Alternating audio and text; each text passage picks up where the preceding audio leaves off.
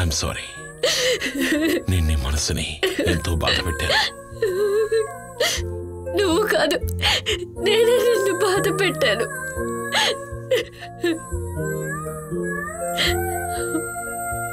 ఇప్పుడు చెప్పు, ఆ రూమ్ నుంచి నువ్వు తిన్నగా వెళ్ళింది మార్చరీకి, ఆ తర్వాత అక్కడ అక్కడ ఎక్కడి నుంచో ఒక శబ్దం నన్ను వెతుక్కుంటూ వచ్చింది. నేను భయంతో చూశాను.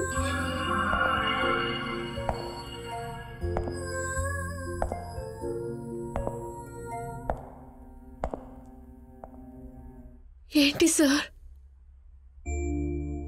దేవుడే మనకి అవకాశం ఇచ్చాడనుకుంటాను. నా మనసులో ఉన్నది నీకు చెప్పాలనుకుంటున్నాను. ఎప్పుడూ నీకు తోడుగా ఉండాలన్న ఆశ, నీ దుఃఖంలో, నీ సుఖంలో, నీ ఎదుగుదలలో. నువ్వెప్పుడో నాదానివని నేను నిర్ణయించుకున్నాను. దయచేసి నన్ను కాదనకు. నన్ను వదిలి వెళ్ళిపోతే నేను బతకలేను.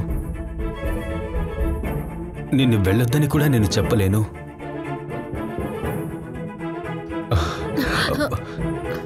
నువ్వెంత దూరంగా వెళ్తున్నా సరే నీకు దగ్గరవ్వాలనే ఉంది. నువ్వు నన్ను వదిలి వెళ్ళిపోయే ముందు ఒక గిఫ్ట్ ని ఖచ్చితంగా ఇచ్చి తీరాల్సిందే.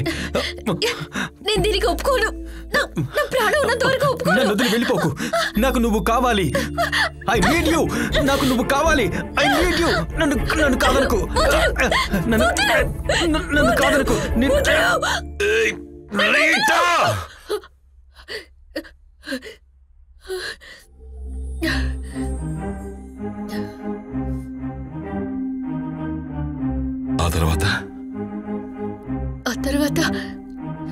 ఆ తర్వాత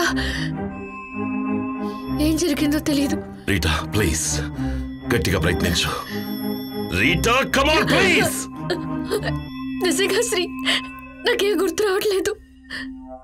చివరిసారి నేను కళ్ళు మూసినప్పుడు నా తలంతా రక్తమయమైంది.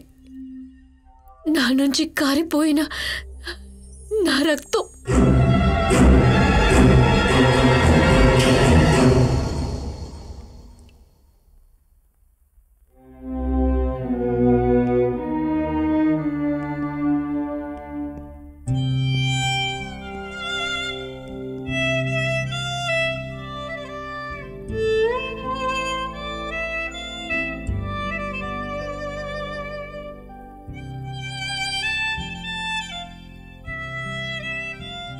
ఈ విషయం పత్రికలో రాయవా?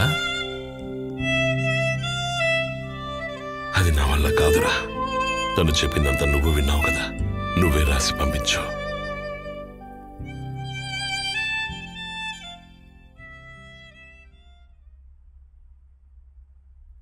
ఒక ప్రత్యేక వార్త. Rita Mathews చంపబడింది.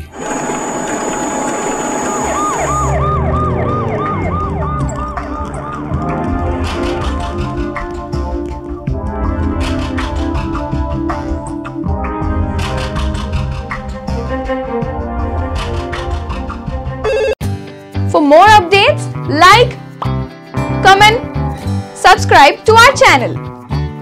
Hey darlings, గంటని click చేయడం మర్చిపోకండి.